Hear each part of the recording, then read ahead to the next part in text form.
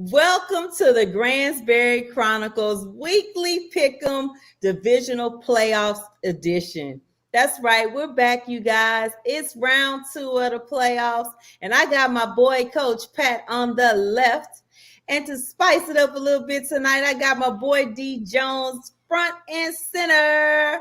And look, we back at it. You know, last week took us on a wild ride. It was a lot of blowouts, a lot of lost energy, one tight game, right? I would say uh the uh the Dallas game would be what we would call the tight game. But you know, after a week of memes and everyone across media land giving all their take and talks about those guys up 45 North, I don't pretty much plan on spending too much time on that, other than, I did pick Dallas because it's hard for me to pick Jimmy G. I was a little disappointed. I will get over it because I know for sure I'm still not picking Jimmy G. I think we were pretty honest that we knew that Dallas game would come down to, we said it depended on which Jimmy G showed up.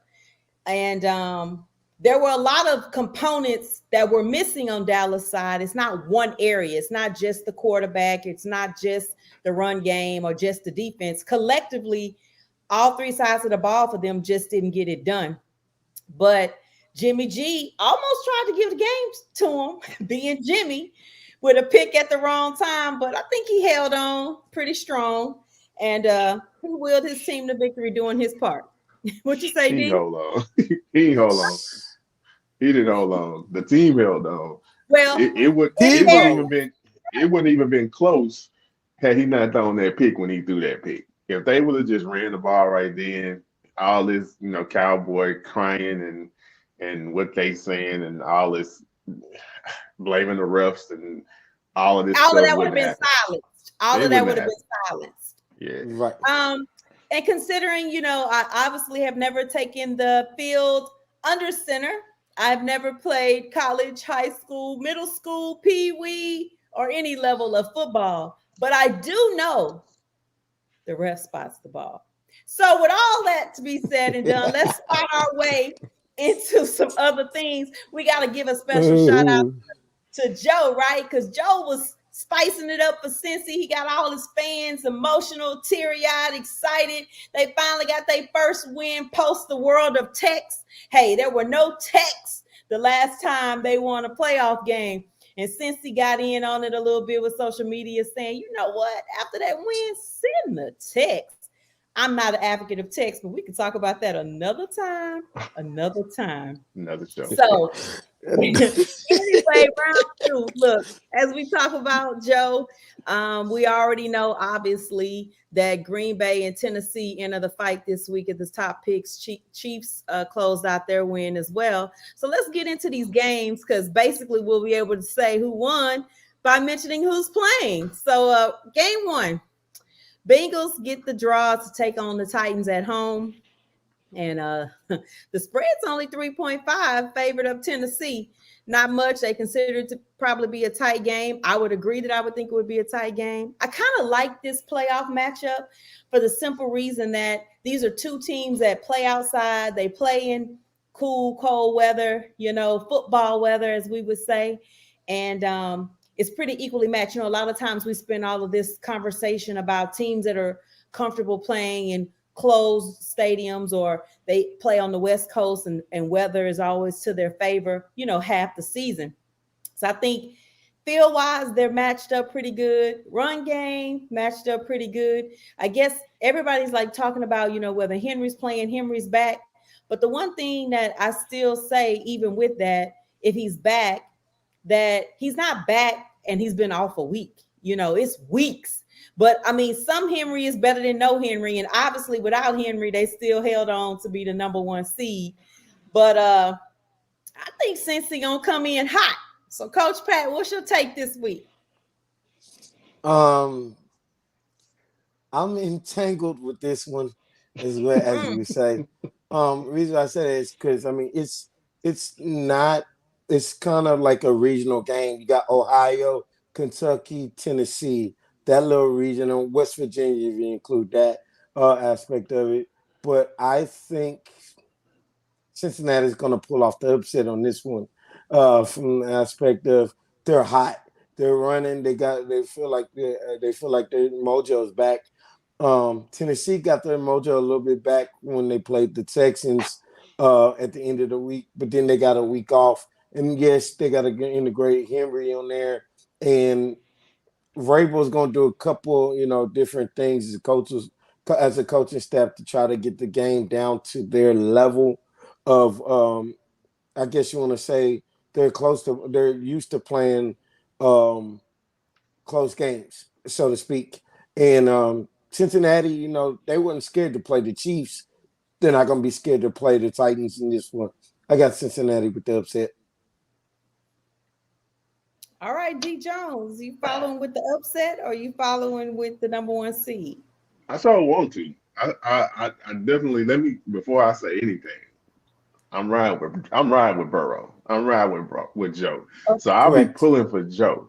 But for the sake of the picks, Coach mentioned some good things. Cincinnati is hot, but I think this game comes down to experience. The thing that scares me about Cincinnati is they're very, very young. Gransberry, you just said they haven't been in this position as an organization in so long. Tennessee's been there the last few years. They've been all the way to the conference finals. With pretty much the core of this team, definitely the coach and Henry and Tannehill, and then some key pieces on that defense. I think that's what's going to probably help Tennessee more than anything. But I'm gonna ride with you, Coach. I'm going Cincinnati on this one. I'm not totally confident.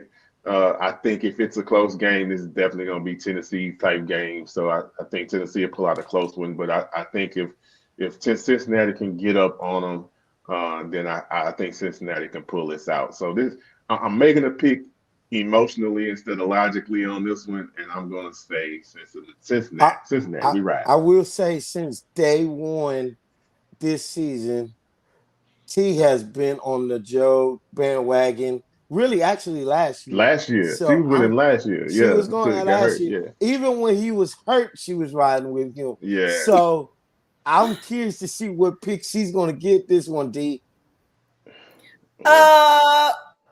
It's unanimous around this. I mean, look, I'm coming in hot because I'm going with Joe.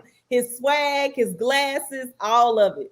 Part of it is, we always talk about the center, not the center, but who's under center and their leadership. Leadership lately hasn't been getting enough support as a forefront feature that you need as a QB, right? We've been talking about all this style and grace and play action and everything else.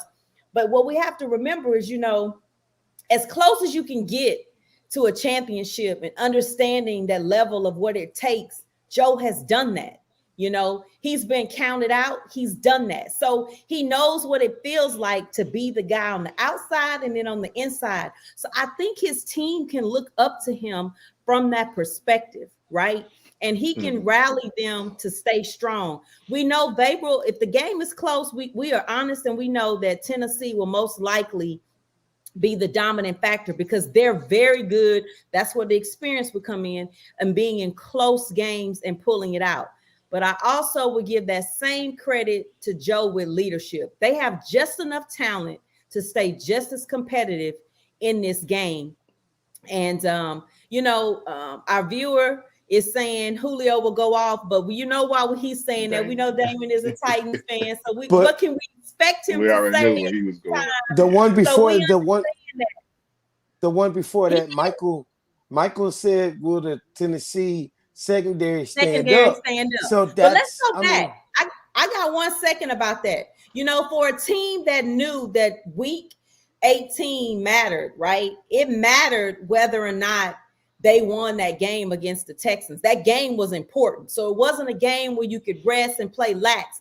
And for me, I didn't feel that they put enough firepower under that game to show me that they're the team to beat in the AFC. And you don't, and this is going back to our, Belichick type, no days off. Like you don't lax up to try to just barely be the number one seed. So if you even try to tell me you played that way because of the lack of offense or what you were presented by with the Texans, you can't do that because you already were 0-1 to us when you came in. And so you have to be prepared to give it your best. You're trying to solidify your position. Especially if if you win, you're going to be off a week. So you want your best performance. And my best example would be the Dallas Cowboys the last week before their game. They went and blew that game out, 51 points. That's what you do. You don't let up because the opposition is not the same. So for that, hey, you're right, Damon. That D-line gonna make a difference, but tonight they're gonna have to be. They're gonna have to. We riding with Cincy. So yeah, if they not getting pressure, the secondary gonna get ate up. Yeah. So this is one of those picks where it's really not, a bad pick. No, whatever team you choose, you're just gonna have a different verification for it. You either saying you expect Tennessee not to stand all the way up, or you expect Cincy to be a little bit more firepower higher coming in off their energy and what they bring. So I don't think it's really about saying, the run game's not there for this team and Julio's not there for that team. It's really going to come down to, I'm going to say great plays, because Derek Jones loves to remind me and correct me about sometimes a play is not because the opposition failed to be in position, missed a tackle. Some things are just great plays. And so the team with the most great plays will win this game. So with that, we're going to head on over to our next game. And that would be the 49ers versus the Packers. Of course, Green Bay is at home as the number one seed. We know what my boy is talking about. He got the hat rolling up in here tonight.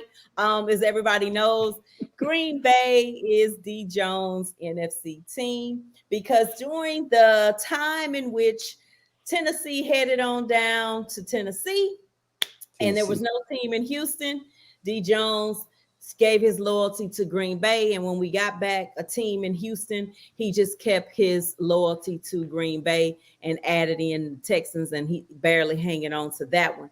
But that's for another time. So moving on to the game, Jimmy G rolled up into Jerry's world and told them it was his world. Only fans. Oh no, I didn't mean to say that. Okay, so maybe he just rolled up in there and took over. Jimmy G got it all. Debo rolled in there and made it Debo's world. We said that last week. It's Debo's we made world. It very clear last week that Debo would be the key factor in the game. And the loss would only be key if Jimmy G's arm showed up the wrong way. And so it almost did. Coach, who are you taking? I said it almost did. Jimmy G turned in really to the Jimmy G that we knew. And then Kyle got a little bit smarter in giving it to Mitchell and giving it to Debo. Those basically the only two people that really touched the ball in the second half for San Francisco against Dallas. You got Debo playing running back, wide receiver. You got the rookie Jennings coming up, or I don't know if he's a rookie, but he's a young player. Then you got Brandon A coming up there, which Jimmy G going to see. But on the other side, as Stephen A always says, there's a bad man on the other side. And after listening to Matt LaFleur's interview on NFL Network, NFL Radio, I think it was 2 days ago, and the admiration he has for Aaron Rodgers, the fact that Aaron Rodgers is accepting coaching from a younger coach for the last 2 years that got into the NFC Championship game. They're going to win this game at home, Lambeau Field. Stop Adams if you can. If you can. You can't. If you can. You can't.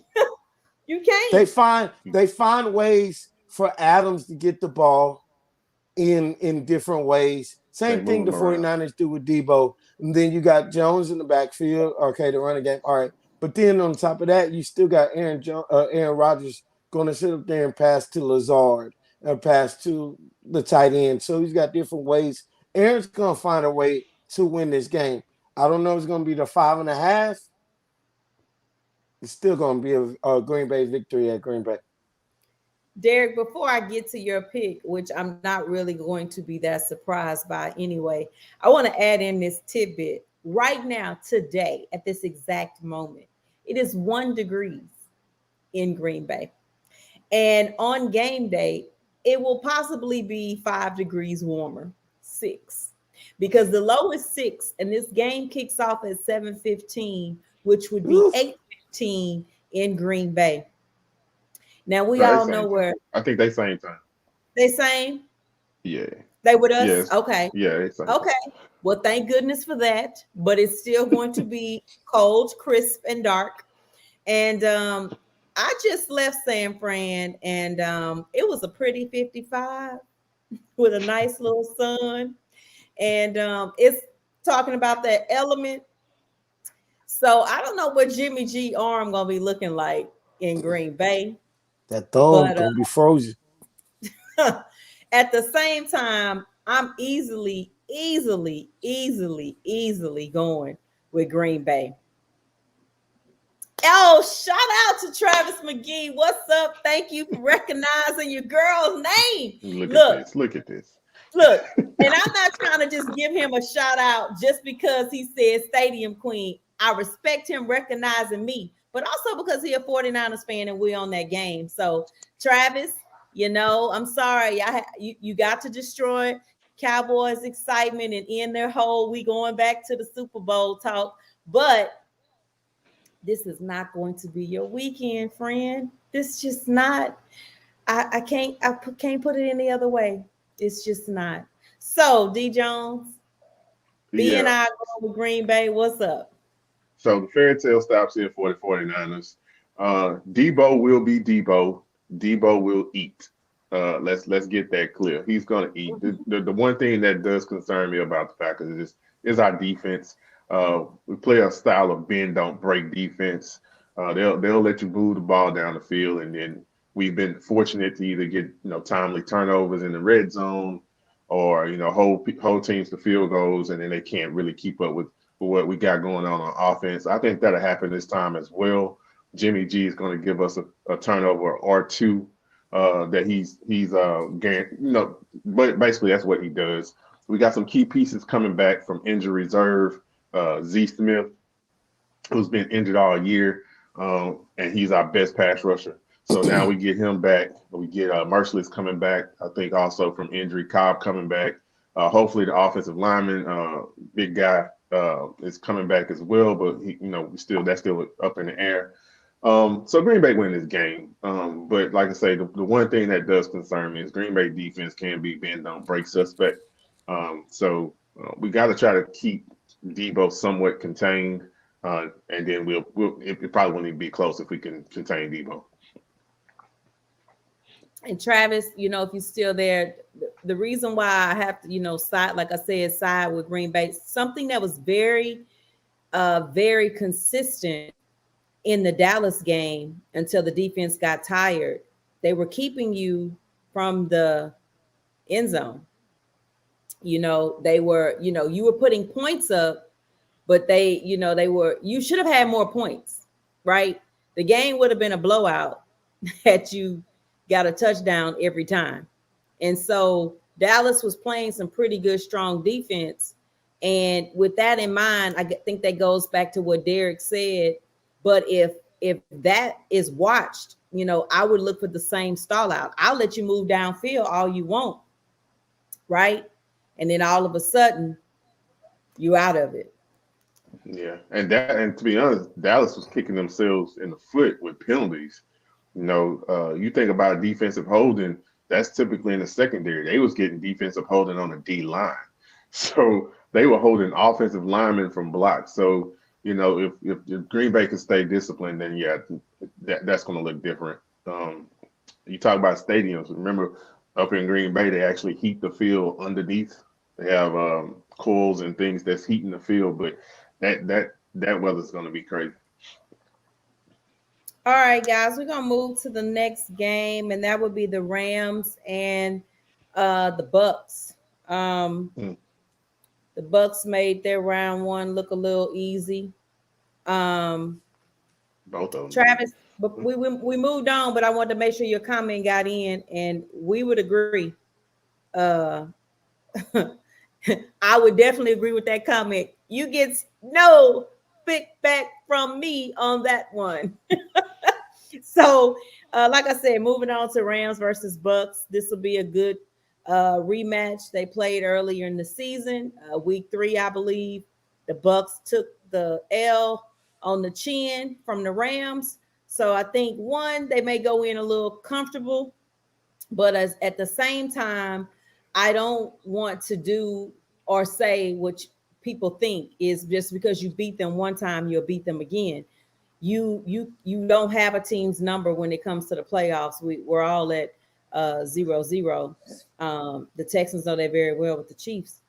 Whew. But so with that in mind, Tampa Bay has a 3-point spread on this one. This is the whew, this is the picky the part. I don't want either team to lose.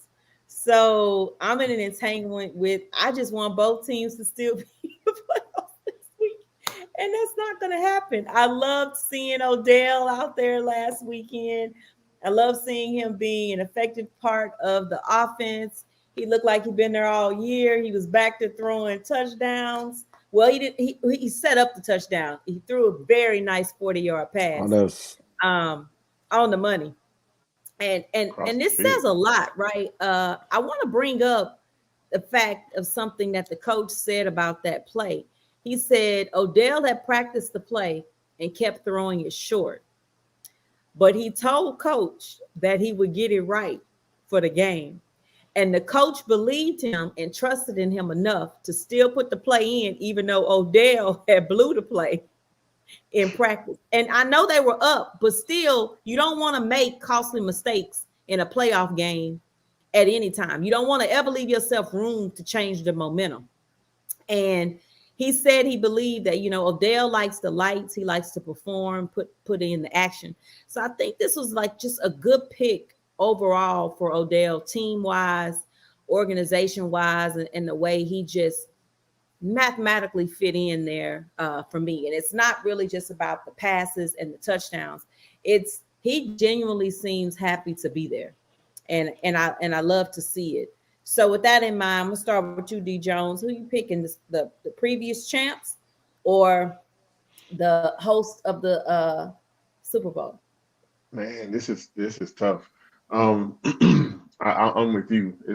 It's almost like I don't want to see either one of them lose, but I don't want to see Brady next week in Green Bay. So, so So do you I go trying to pick logic the easier again? opponent, or you Yeah, trying? do I go logic or emotion again?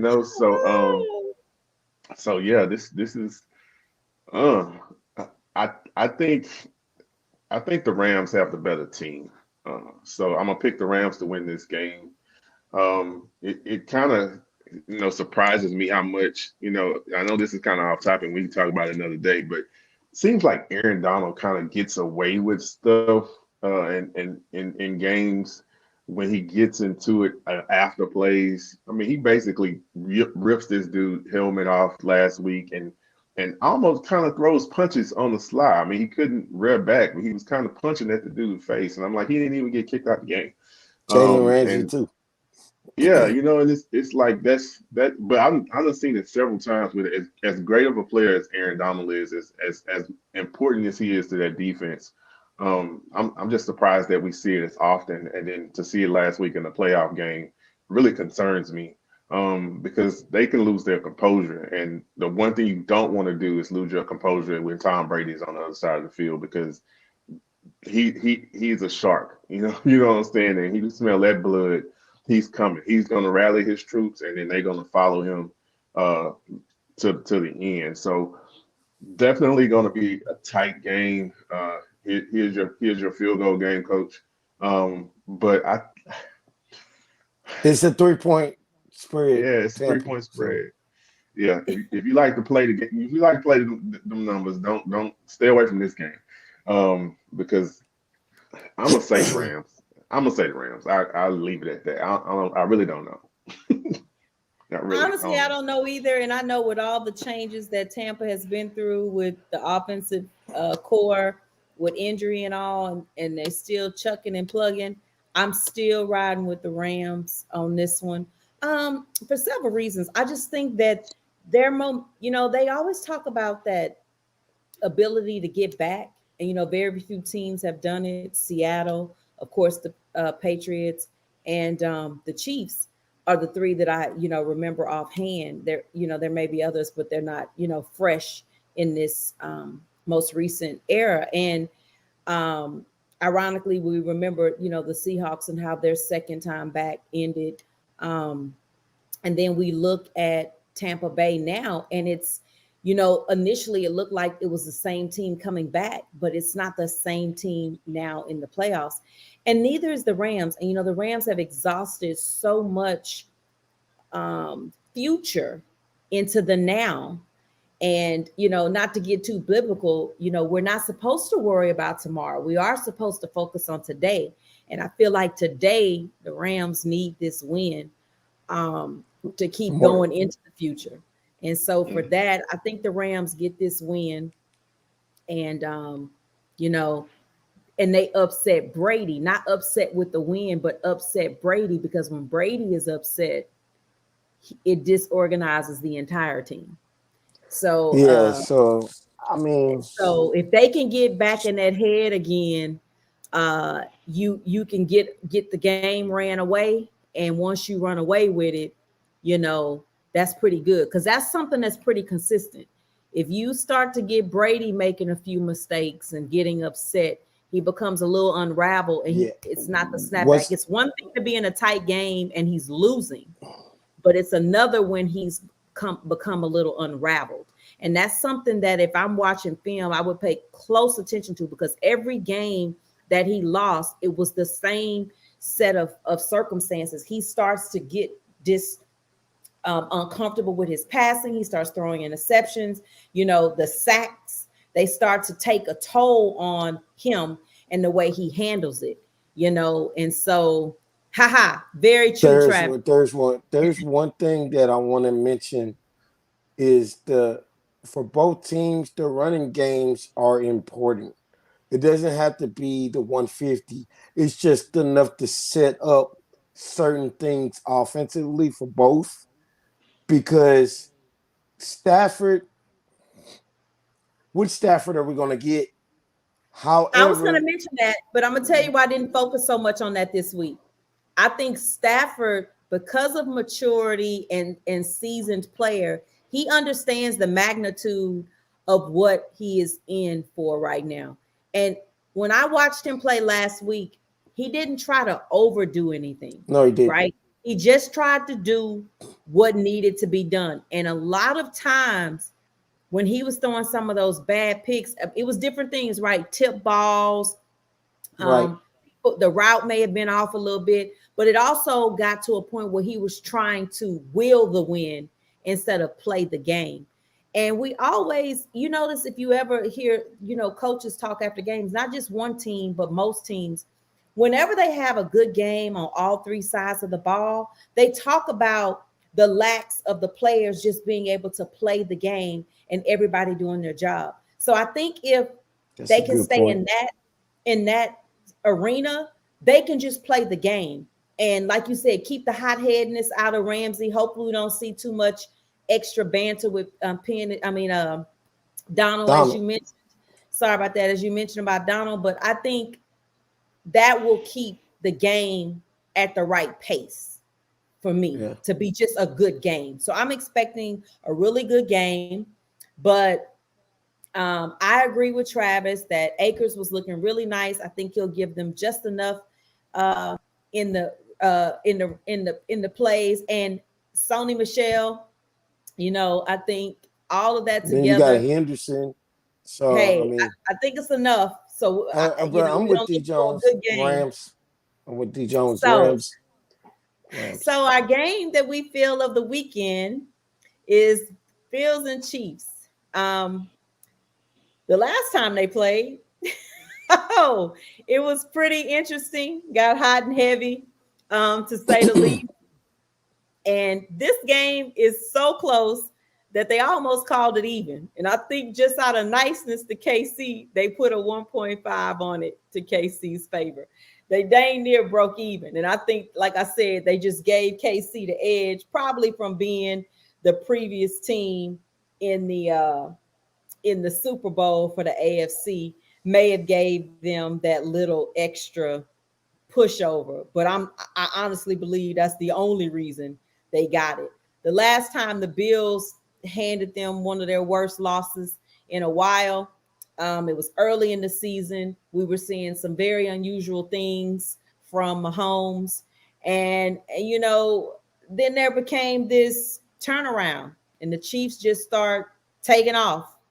And so I don't think we've really seen the Mahomes we saw in that week when they took the 38-20 loss. But at the same time, Mahomes had a few little spotty spots on him the other week. But it's when you're playing an easier team, it doesn't show up as much. So, D. Jones, what's your take on the game of the weekend? This is going to be a great game. And we've kind of been saying all year, the thing with KC is you got to be able to score with them, right? You got to be able to score with them. Buffalo can score with them. Buffalo has the better defense, so I'm leaning to Buffalo. I can't believe I'm picking three road teams to win this week, but one of them was emotional. One of them was emotional, and then one I wasn't sure. But this one, I'm with Buffalo on this one. I think Buffalo is going to be able to score with them and will be able to make enough stops. If you look at the game last week with the Chiefs and Pittsburgh, if Pittsburgh had any ounce of offense, that game could have been a little bit different because their defense was stopping them early in the game in the first half. So you take Buffalo's defense and with Buffalo's offense, as long as they stay grounded, I think Buffalo can win this game. It's going to be a great one to watch. What'd you say, Coach?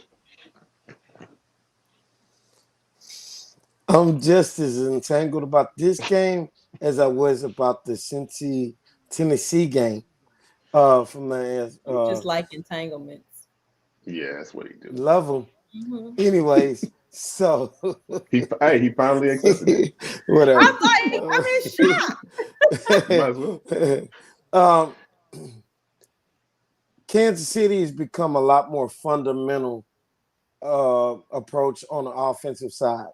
From the aspect of the fact that they're playing a lot more composed as they were at the beginning of the season. Buffalo is starting to get it. You're starting to have success even in some running game. They're finding ways to sneak in Josh Allen running instead of, we know it's coming. You still have to, account for that on top of the passing aspect of it. And Buffalo's defense is starting to pick up a little bit from that. But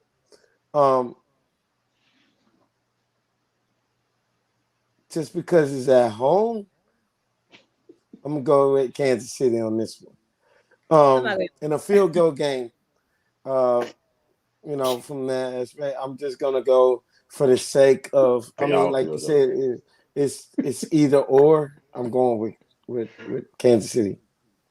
Go Chiefs. I don't even know what your point is in a field goal game. Like, whatever. They always field goal games. But anyway. Well, 1.5, that's nothing. But it's going to be closer. I'm going with the Chiefs. I understand everything you said about the Bills. I understand they want to get over this hump. Yeah. I just think last year the Chiefs, made it to the Super Bowl with some key pieces missing, right? Their offensive line, and it showed up at the worst time. And I think for them, they want to get back. I mean, Andy Reid gave the best food analogy about the whole thing. I can't remember it verbatim at this moment, but basically it's like, the best cake. And if you've had that cake, you want another slice. And while I know Buffalo would like to get to that, when you're dealing with a team in a locker room who was just there last year and the year before, it's pretty easy to have that momentum and conversation to get them a little bit hyped up.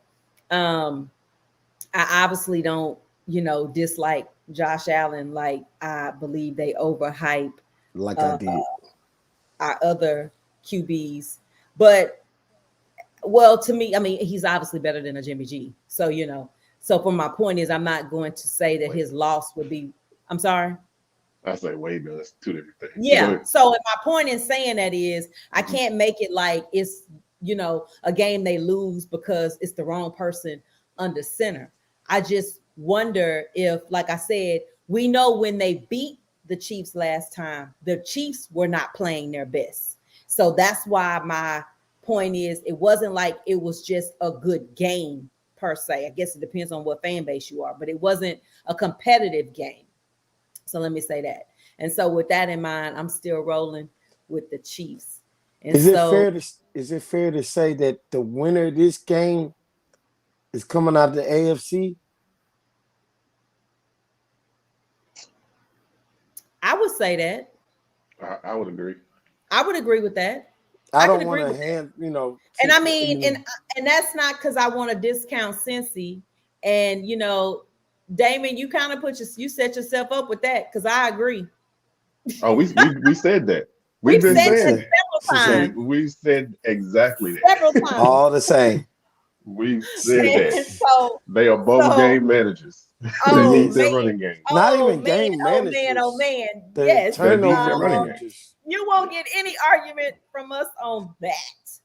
Yeah. So, I just have a weird question. It's not one that people watching are going to answer. Maybe if you watch it later. I probably should even do a whole separate video about it. I just want to know, why do people, okay, let's be clear, not married people, because I don't care what married people do. Why do single people feel the need? Because this could be a male or female thing. I don't like it when guys do it, but I don't know if Brandon likes it when ladies do it. But I am just not into in-depth conversation by text. And I'm trying to figure out like what happened to why, just because the phone has this option, do people feel like it is like your best form of communication? To me, it's like advanced pen paling for people in jail. And so I feel like, people in jail, they have to write, and that's the only way they can get it out. And I just feel like if your phone works and you're not on a time limit phone call or getting your free call for the week, why wouldn't you use the phone? Why the fuck? I mean, why the? It's a kid. It's a family-friendly show. Great. Oh my god. This is not after the podcast. This is not the conversation after the podcast. I apologize. I mean, stuff happens. Your info.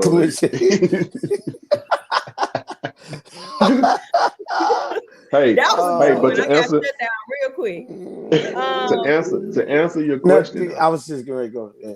I would say one thing, and I am a married guy, so I know you're not talking about me, but I equate it to a lot of things that we see nowadays in society. It's keyboard courage. You know what I mean? It's easier for people to type things up and hit send than it is to actually speak something to someone and confront someone and actually use their words and their intonations and inflections and everything that goes into communication.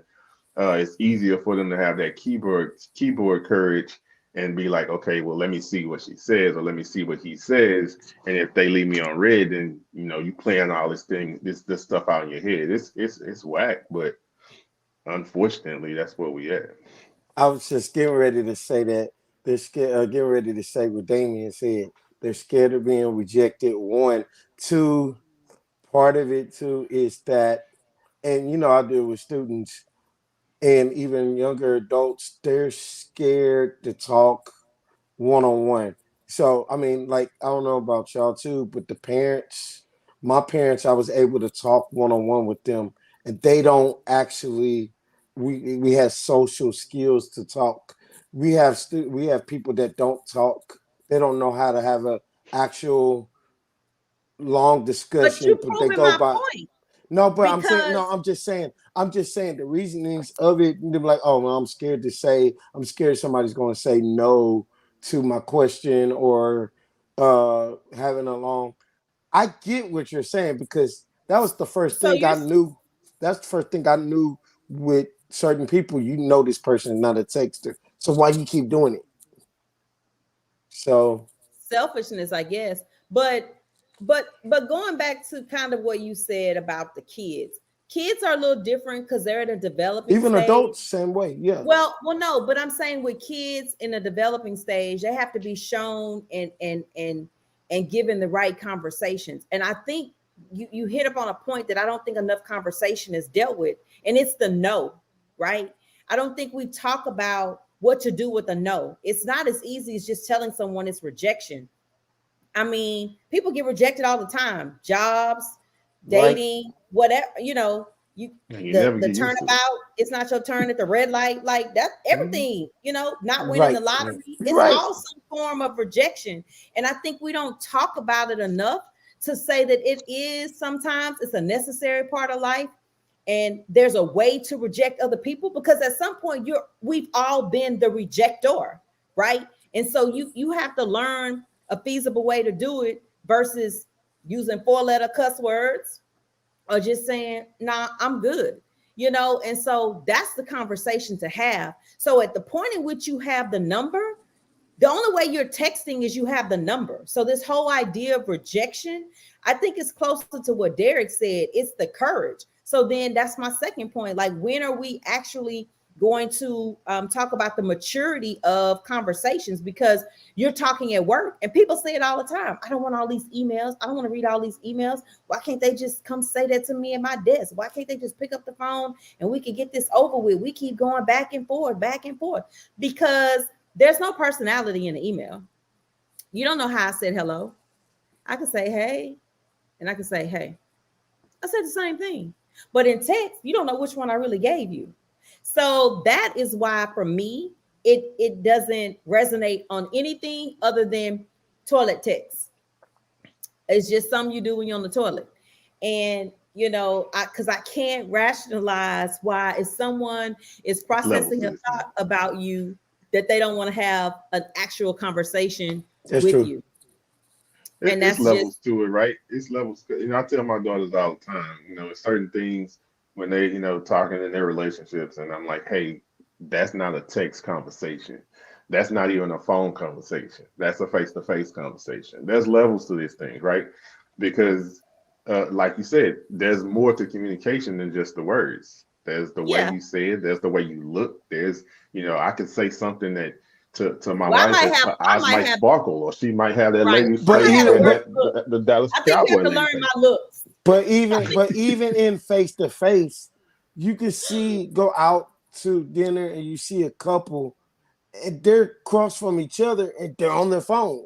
So I mean, there's no face to face conversation in that as well. So you're right.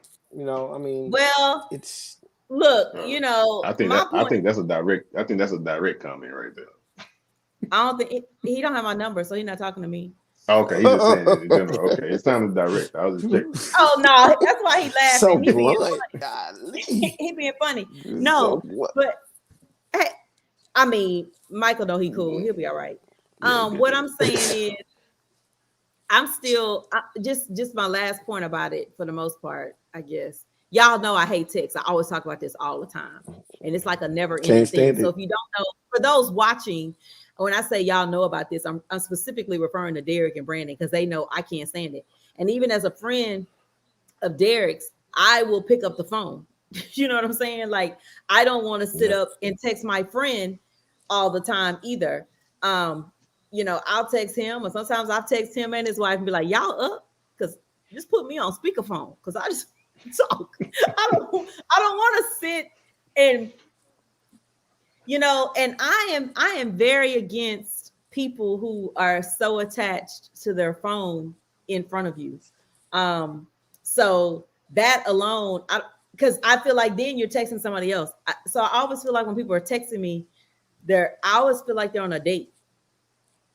And they're texting me while they're on the date. So they're trying to engage two people at the same time. And so by the end of that, I plan on just not texting you no more. Because that's how I see it. But I just really want to know how people see it. You have my number for business. You don't have me personally. You better watch yourself. Because you know what? You know what I got a long list of? Oh Lord. But he messing with me. So look. Oh no, it's cold outside, baby, but I'm warm. So no. Oh Lord, here we go. No, I just really want to know y'all opinion. I'm actually glad you conversing back with us, Michael. I really appreciate the input, and Damon and Travis, because like I said, I just really wanted to know, because I probably go off on this about a good once a week to my boy D Jones and to B, hell, I'll do it to him. Like, I'll call him and be like, when your break period? Let me call you when you're not like, with the kids. I'm sitting up there yelling at him too. So yeah. Shame. So we're gonna let you guys get ready for the weekend, the games. I don't know if y'all gonna make chili because it's cold. Now today when I walked outside, y'all gonna laugh at me, but today when I walked outside, I said, this is why people say they need cuffing season. It's cold. So we can cuddle with them. But the best thing to do to avoid that problem is turn your heat up. So I turn my heat up and I ordered me something to eat, and we're gonna be good over here. So with that being said, that ain't how this happened. That being said, go ahead. I've been trying to figure out who want to send that to me by FedEx. It can come by FedEx in a little old jar. Oh, Lord. Oh, okay. Interesting. On that note, interesting. We'll be back. 2022. On that note, we'll be back. October 2022 is the guess. Wow, October 20. Let it go. Brandon. That's what I'm Brandon talk about. Don't. Brandon's buddy. Yeah. He wrong for that. No, he gonna ask me, did you get flowers today? Is that what prompted this post? You know I can't barely say smell. So you still now like, you want to some flowers you like though? No, I didn't do so. I was trying to be funny. That's all. So it is some flowers that I like, but nobody know that. Don't nobody know. I was just trying to be funny. They trying to know. They trying to know. Tell them next week. We'll be back.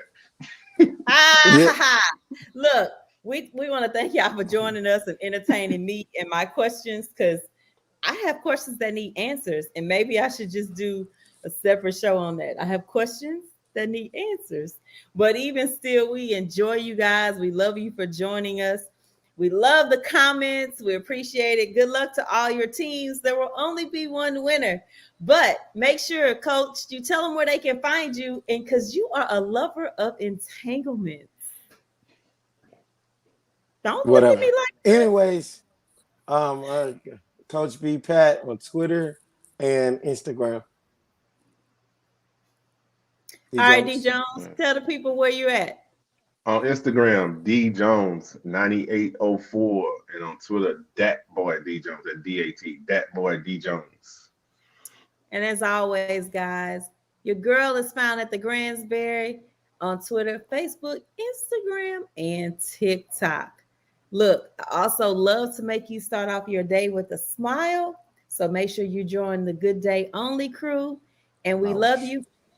Ooh, and we will see you next week. Peace.